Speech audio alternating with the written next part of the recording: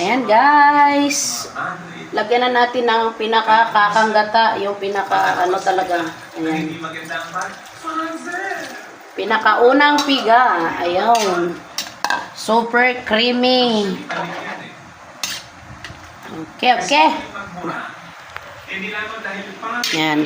Tapos hintayin ko na lang siyang kumulo ng mga ilang segundo bago luto na siya.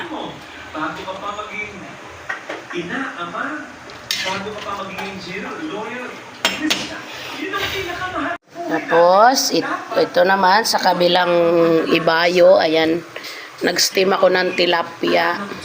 Ano yan guys? Dito sa baba, 4. Dito sa baba, taas, 4 din. 8. Malapit na siyang maluto kasi ano lang naman, 45 minutes lang yan guys, ang pag-steam.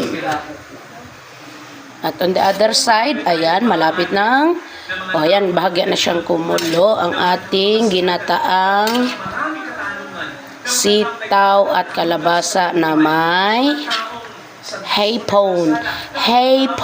Ayan. Ayan guys. Luto na siya guys.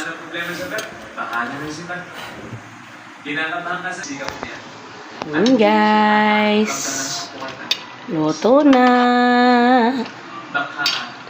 Ginataang sitaw, kalabasa at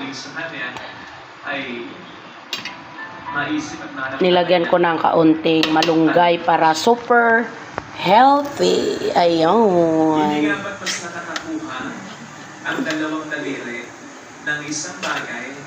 Ito na guys. Yan, naisalin ko na. Yan, ready na guys ang ating gulay, ginataan, at sausawan na maanghang, at itong ating steam tilapia.